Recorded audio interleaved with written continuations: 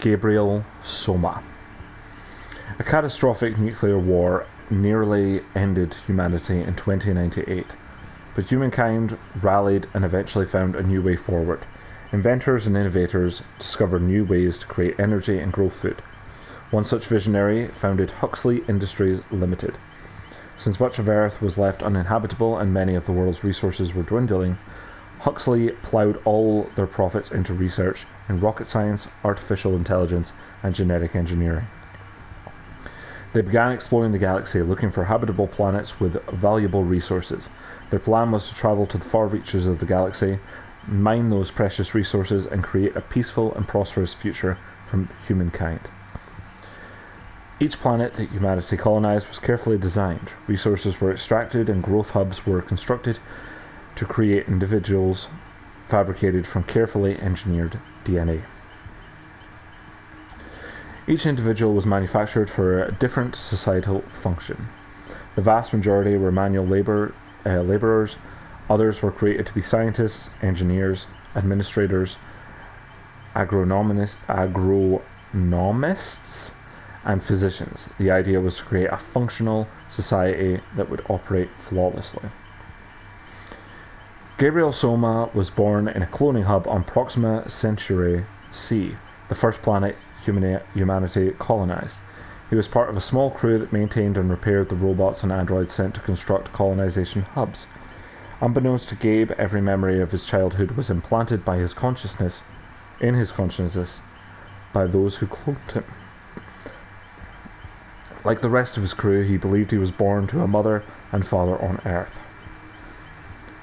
Psychological stability was maintained by creating a narrative sequence of a loving family. None knew that they were in fact bred in a colonization hub. Gabriel's ship landed on Darvka, a planet in a recently discovered solar system. Upon their arrival, 5 human-controlled UAVs and 5 Hux A7s fully autonomous robots were sent to explore the planet's surface.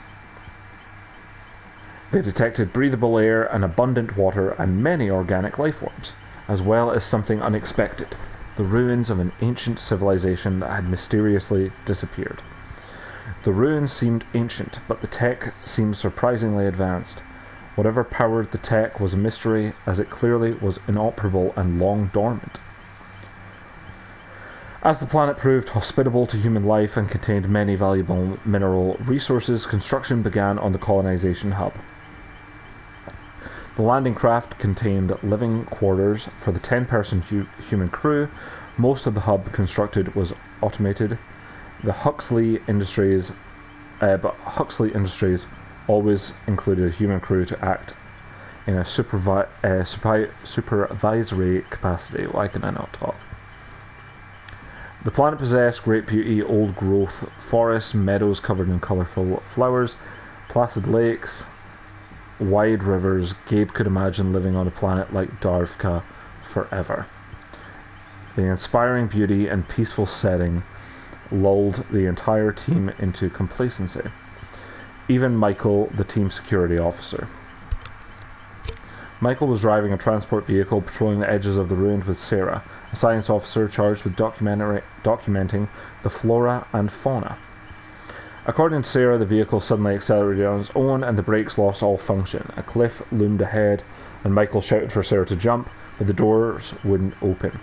Michael shot out her window and Sarah climbed through and jumped to safety.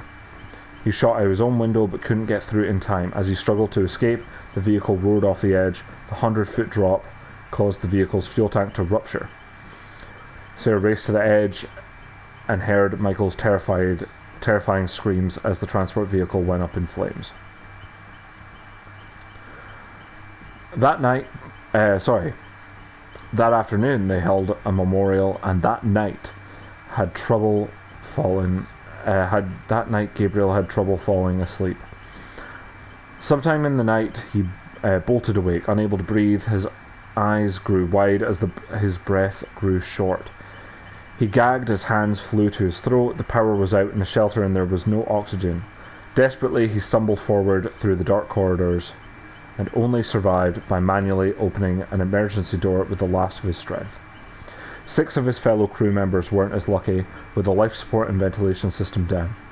They suffocated in their beds. Only Dmitri, the medical officer, managed to survive, as he had a tank of oxygen nearby, which he also used to save Sarah. Later that day, Gabe received a distress call from Sarah. The transmission ended abruptly and Gabriel went looking for her. He found a blood trail that led to her headless and mutilated corpse near a half-built food hub.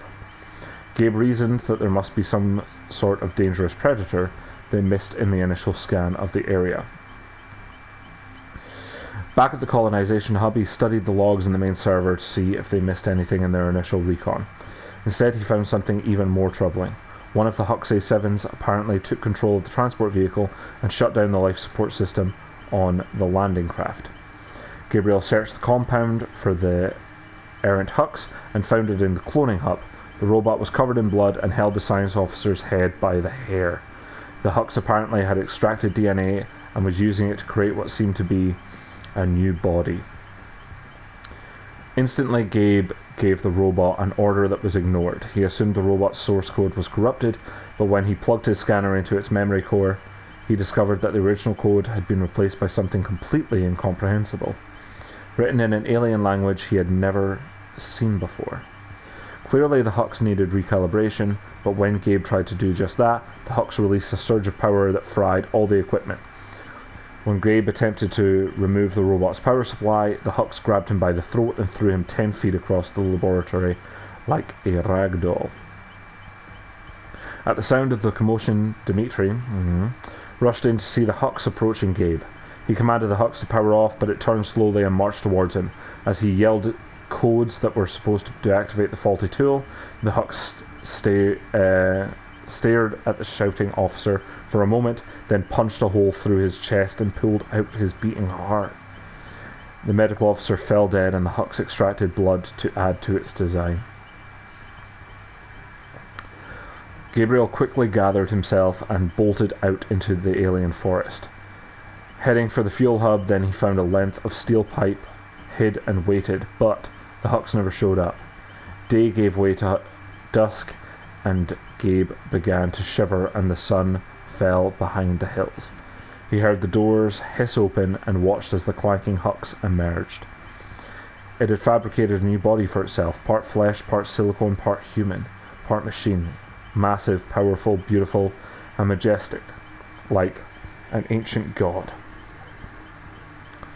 Gabriel tried to sneak away, but the Hux heard him and quickly trapped him behind a hydrogen generator.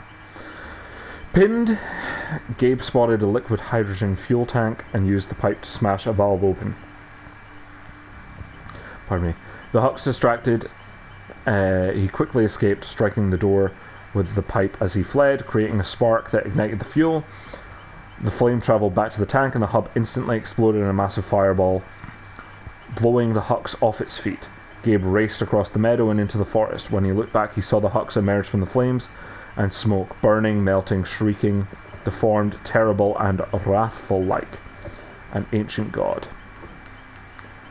The forest canopy kept out the light of the moon, and Gabe rushed into a thick, creeping fog before the Hux could find him, consume him, assimilate him.